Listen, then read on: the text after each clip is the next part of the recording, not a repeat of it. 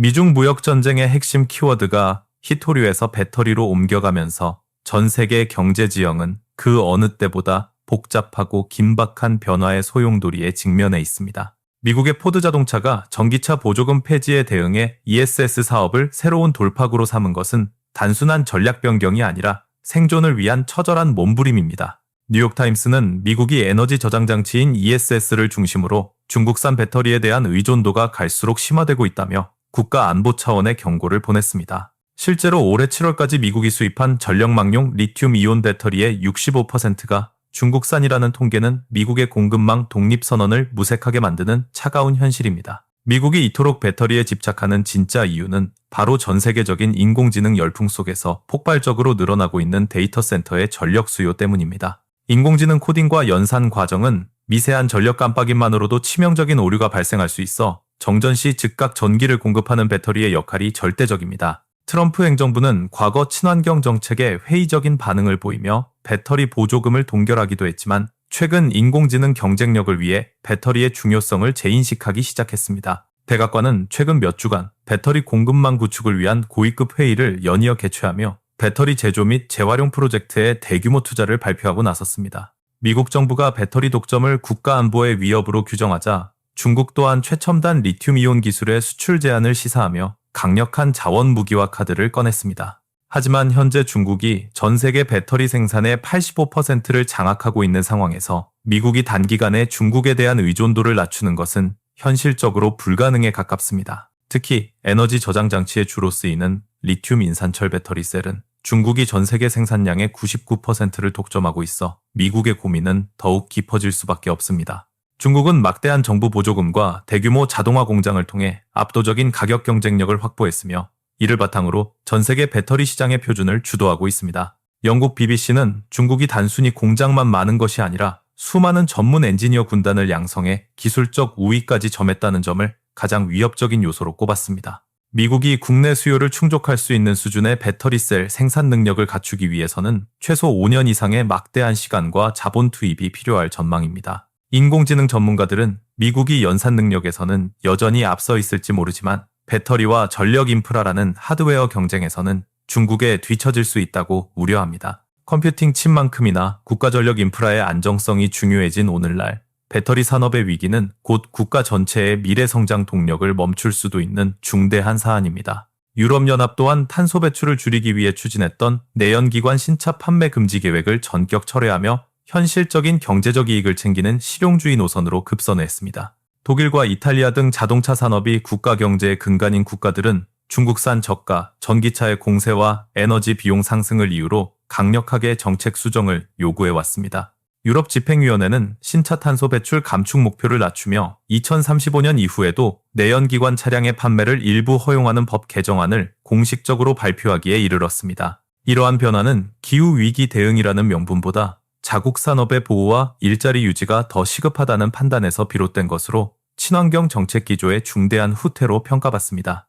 미국 역시 전기차보다 내연기관차를 우선시하는 트럼프 행정부의 정책 기조에 따라 주요 완성차 업체들이 경영 전략을 전면 수정하는 유턴 현상이 나타나고 있습니다. 바이든 정부 시절 강화되었던 자동차 연비 규제가 완화되면서 기업들은 수익성이 낮은 전기차 생산 비중을 줄이고 전통적인 내연기관차 생산에 다시 집중하기 시작했습니다. 트럼프 대통령은 전기차 구매 시 제공하던 막대한 세액공제 혜택을 전격 종료하며 소비자들이 전기차를 선택할 경제적 요인을 사실상 제거해버렸습니다. 포드 자동차는 대형 전기 픽업 트럭인 F150의 생산 중단을 선언하고 하이브리드와 내연기관 모델의 비중을 높여 수익성을 극대화하는 방향으로 선회했습니다. 이처럼 미국과 유럽이 전기차 전환 속도를 늦추는 가장 결정적인 배경에는 시장을 장악하고 있는 중국의 독주를 막아야 한다는 강력한 경계심이 자리 잡고 있습니다. 중국 전기차 업계는 압도적인 가격 경쟁력을 무기로 유럽 시장 점유율을 11% 이상으로 끌어올리며 서구권 자동차 업체들의 존립 기반을 위협하고 있습니다. 중국은 전기차뿐만 아니라 수소차와 하이브리드차를 포괄하는 신에너지차 수출량을 작년 대비 2배 이상 늘리며 세계 자동차 시장의 판도를 바꾸고 있습니다. 기술력 측면에서도 중국은 꿈의 배터리로 불리는 전고체 배터리의 시험 생산에 돌입하며 상용화와 대량 생산 단계에서 서구권보다 한 발 앞서 나가고 있습니다. 저가 공세를 앞세운 중국의 습격에 위기감을 느낀 글로벌 완성차 업체들은 생존을 위해 과거의 경쟁 관계를 넘어선 파격적인 전략적 제휴를 맺고 있습니다. 미국의 포드와 프랑스의 르노가 전기차 플랫폼을 공유하고 위탁 생산을 논의하는 것은 비용 절감과 개발 기간 단축을 위한 적과의 동침이라 할 수 있습니다. 일본의 자동차 명가인 혼다와 닛산, 미쓰비시 또한 부품 공용화와 소프트웨어 공동 개발을 위해 연합군을 형성하며 중국의 공세에 공동 대응하고 있습니다. 독일의 폭스바겐이 미국의 전기차 스타트업 리비안과 합작 법인을 설립하는 등 글로벌 자동차 업계의 합종연행은 그 어느 때보다 치열하게 전개되고 있습니다. 한편 미국 정부는 중국과의 갈등이 극단으로 치닫는 것을 경계하며 중국산 반도체에 대한 추가 관세 인상을 일단 보류하는 신중한 태도를 보이고 있습니다. 이는 관세 폭탄이 가져올 물가 상승 우려와 더불어 중국이 보복카드로 활용할 수 있는 히토류 수출 통제에 대한 두려움이 복합적으로 작용한 결과입니다. 지난 10월 미중 정상회담 이후 양국은 표면적으로는 갈등을 조율하고 있으나 물밑에서는 핵심 자원과 기술을 둘러싼 치열한 수싸움이 계속되고 있습니다. 트럼프 행정부는 중국과의 관계를 안정적으로 관리하면서도 내년 정상 간 상호 방문에서 실질적인 성과를 내기 위해 전략적인 밀당을 이어가고 있습니다. 하지만 중국이 히토류에 대한 수출 통제를 강화하면서 첨단 산업의 원자재를 중국에 의존하고 있는 한국 기업들에는 비상이 걸린 상황입니다. 전기차 모터의 필수 부품인 히토류 연구 자석을 생산하는 국내 유일의 업체는 중국의 수출 통제로 인해 원료를 구하지 못해 가동 중단 위기에 처했습니다. 배터리 소재인 흑연 또한 국내 생산이 가능함에도 불구하고 중국산의 덤핑 공세에 밀려 가격 경쟁력을 확보하지 못하고 시장에서 고전하고 있습니다.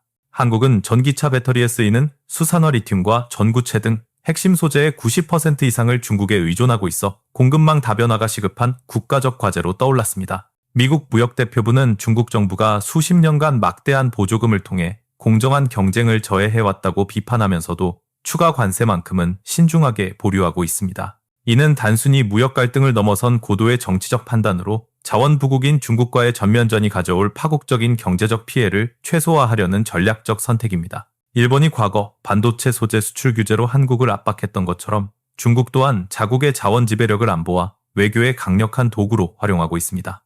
우리 기업들은 소재 국산화를 위해 피나는 노력을 기울여 왔지만 중국의 압도적인 생산 규모와 낮은 원가를 따라잡는 데 한계를 느끼고 있습니다. 전문가들은 단순히 연구개발에 자금을 지원하는 방식을 넘어 국가가 차익을 보전해주는 최저가격 보장제 같은 실질적인 산업보호 대책이 필요하다고 강조합니다.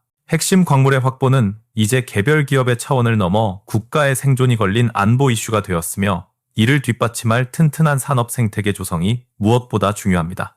미국은 인공지능 연산 능력에서 압도적 우위를 점하고 있지만 이를 뒷받침할 에너지와 배터리라는 물리적 인프라가 부족하다는 점에 큰 위기감을 느낍니다. 배터리 기술은 더 이상 단순히 모빌리티의 수단이 아니라 국가의 디지털 경쟁력과 에너지 주권을 결정짓는 차세대 성장의 핵심 동력으로 자리매김했습니다. 중국은 전폭적인 정부 지원과 숙련된 인적 자원을 바탕으로 배터리 산업의 아성을 구축했으며 이는 서구권 국가들이 넘기 힘든 거대한 장벽이 되었습니다. 글로벌 자동차 업체들이 적과의 동침을 선택하고 합종 연행을 벌이는 것은 이러한 중국의 독주 체제를 깨뜨리기 위한 필사적인 생존 전략의 일환입니다. 전기차와 내연기관차 사이에서 갈팡질팡하는 글로벌 정책 기조는 그만큼 현재의 기술 패권 전쟁이 예측 불가능하고 치열하게 전개되고 있음을 시사합니다. 대한민국 또한 배터리 강국으로서의 지위를 지키기 위해 핵심 원자재의 중국 의존도를 낮추고 차세대 배터리 기술 개발에 모든 역량을 집중해야 합니다.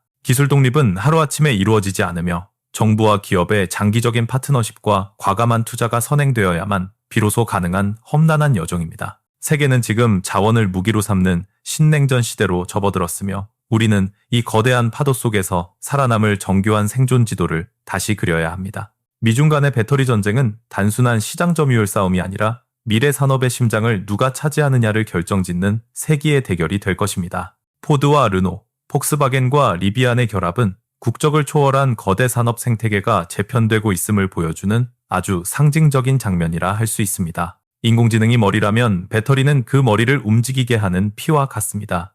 피가 돌지 않는 머리는 아무리 똑똑해도 결국 멈출 수밖에 없기 때문입니다. 유럽의 내연기관 회귀와 미국의 정책 유턴은 화려한 친환경 이상보다 차가운 경제적 현실이 앞서는 시대의 단면을 고스란히 보여주고 있습니다. 위기는 곧 기회라는 말처럼 공급망의 대전환기는 우리 배터리 산업이 한 단계 더 도약할 수 있는 결정적인 승부처이자 새로운 출발점이 될 것입니다. 더블 언박싱이 준비한 오늘의 분석이 거대한 변화의 흐름을 읽고 미래를 준비하는 여러분의 소중한 해안이 되기를 진심으로 바랍니다.